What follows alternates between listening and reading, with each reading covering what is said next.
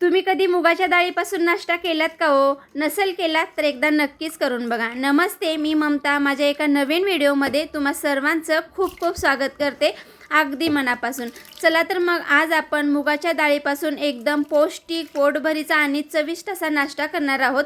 त्यासाठी मी 1 वाटी मुगाची डाळ 7 तास भिजू घातली होती. जर तुम्ही रात्रभर जरी भिजवायला ठेवलं तर काहीच हरकत नाही.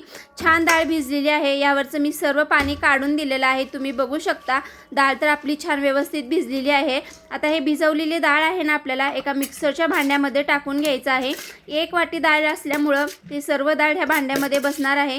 तर मी सर्व डाळ ही ह्या भांड्यात टाकून दिलेली आहे. यामध्ये मी आता 1.5 चम्मच बेसन पीठ टाकलेलं आहे. त्यानंतर 2 हिरव्या मिरच्या टाकलेल्या आहेत. तुम्हाला जेवढं तिखट लागतं तेवढंच टाका. मी 2 टाकलेले आहेत. थोडंसं आलं टाकलेलं आहे. आता याला पाणी न टाकता मिक्सरला आपल्याला एकदम बारीक वाटून घ्यायचं आहे. तुम्ही बघू शकता मी एकदम बारीक वाटलेला आहे. पाण्याचा वगैरे कुठंच उपयोग केलेला नाही. एकदम मस्त आपली डाळ दळलेली आहे मुगाची. हे बघा अशी. जर पाटीची बी जरी डाळ असली ना तर घ्या तुम्ही, काहीच हरकत नाही. त्यानंतर आता हे जे दळलेली डाळ आहे ना ती एका भांड्यामध्ये मी काढून घेणार आहे सर्व व्यवस्थित. त्यानंतर ज्या वाटीने मी डाळ घेतली का नाही त्याच वाटीने अर्धी वाटी रवा घेतलेला आहे. रवा जाड आणि बारीक कुठला पण चालतो, फक्त कच्चा रवा घ्यायचा, भाजलेला घ्यायचा नाही. आता यामध्ये आपल्याला अर्ध लिंबू पिळून घ्यायचं आहे. लिंबामुळं ना याला खूप छान चव येते, त्यामुळे अर्ध लिंबू पिळून घेतलेला आहे. लिंबाऐवजी जर तुमच्याकडे दही असेल ना त्याचा पण उपयोग तुम्ही करू शकता. लिंबू नाही तरी दही कोणते तरी एक टाकून घ्या. आता यामध्ये मी चवीपुरतं मीठ टाकून घेणार आहे. मीठ टाकल्यानंतर ज्या भांड्यामध्ये आपण डाळ दळून घेतली ना त्या भांड्यामध्ये थोडंसं पाणी टाकून घ्यायचं आणि तिचं सर्व जे चिटकलेलं आहे ना ते काढून घ्यायचं आहे पीठ आपल्याला. तुम्ही बघू शकता मी अर्धी वाटी पाणी टाकलेलं आहे आणि यामधलं सर्व पीठ बाहेर काढून घेतलेलं आहे. आता हे छान व्यवस्थित आपल्याला मिक्स करून घ्यायचं आहे. जो रवा आहे ना या पिठामध्ये छान भिजला गेला पाहिजे असं याला परतून घ्यायचं. तुम्ही बघू शकता थोडंसं घट्ट झालेलं आहे. मला वाटतं यामध्ये अजून अर्धी वाटी पाणी टाकायला पाहिजे, त्यामुळे मी अजून अर्धी वाटी पाणी टाकत आहे. हे बघा, याला पण मी छान आता व्यवस्थित फिरवून घेते. जे रवा आहे ना यामध्ये छान भिजला गेलेला पाहिजे. आता रवा भिजण्यासाठी आपल्याला एक 5 ते 7 मिनिट द्यावं लागेल. हे असं बॅटर आपलं तयार झालेलं आहे. यावरती मी झाकण ठेवून साईडला देते, तोपर्यंत आपला रवा छान यामध्ये भिजला जाईल. त्यानंतर आता यासोबत आपल्याला चटणी लागणार आहे. तर मी हे 1 वाटी शेंगदाणे छान भाजून यावरची साल काढून घेतलेली आहे. यामध्ये 2 हिरव्या मिरच्या टाकलेल्या आहेत. जर तुम्हाला तिखट जास्त लागत असेल तर तुम्ही टाकू शकता. थोडंसं लसूण टाकायचं आता आणि यामध्ये आपल्याला पाणी टाकायचं आहे. अगदी थोडंसं पाणी टाकून हे मिक्सरला एकदम बारीक आपल्याला वाटून घ्यायचं आहे. हे बघा एकदम बारीक असं आपलं चटणी तयार झालेली आहे वाटून, तुम्ही बघू शकता. आता मी एका वाटीमध्ये काढून घेणार आहे. यामध्ये आपण थोडंसं पाणी टाकू आणि छान व्यवस्थित फिरून घेऊ, म्हणजे इजी निघून येईल बाहेर. आपली ही चटणी आहे ती एकदम पांढरी शुभ्र आपली चटणी दिसत आहे, कारण मी शेंगदाण्यावरची जी साल असते ना ती काढल्यामुळं चटणी एकदम पांढरी शुभ्र झालेली आहे. जशी तिळाची चटणी होती का नाही तशीच झालेली आहे. हे सर्व मी अजून थोडंसं पाणी टाकून छान ह्या भांड्याला धुवून घेतलेलं आहे. हे बघा अशी झालेली आहे चटणी.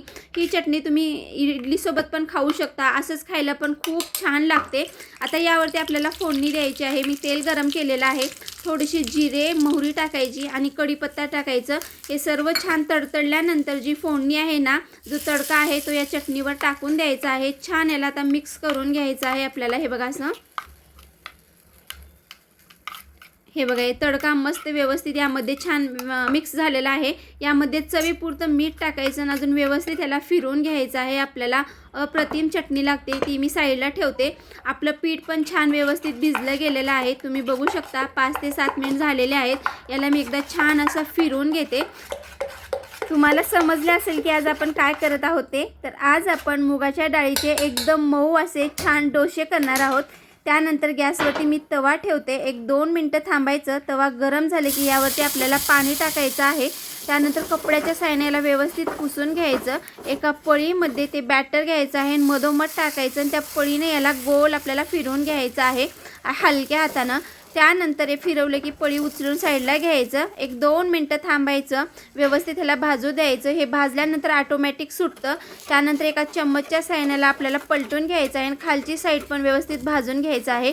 जर तुम्हाला डोसा कडक आवडत असेल तर तुम्ही थोडंसं पातळ बॅटर यावरती टाका. जर तुम्हाला मऊ हवं असेल तर थोडंसं जाड टाकायचं.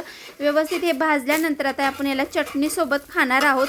एकदम पौष्टिक पोटभरीचा नाश्ता आहे बरं का. एकदा नक्कीच करून बघा. जर तुम्हाला आवडला असेल असेल तर. चला तर मग मी या चटणीसोबत एन्जॉय करते. तुम्हाला हा डोसा कसा वाटला मला कमेंटमध्ये नक्कीच कळवा आणि जर आवडला असेल तर एकदा नक्कीच ट्राय करा. आणि हो, चॅनलवर जर नवीन असाल ना तर चॅनलला नक्कीच सबस्क्राईब करा. जेव्हा केव्हा मी असे काही नवीन व्हिडिओ टाकेल ना तेव्हा तुम्हाला नोटिफिकेशन येईल. त्यासाठी चॅनलला नक्कीच सबस्क्राईब करा. जर तुम्ही आधीच सबस्क्राईब असाल ना तर चॅनलला लाईक आणि शेअर करायला अजिबात विसरू नका. बाय, भेटू एका नवीन व्हिडिओमध्ये. तोपर्यंत खात राहा, मस्त राहा.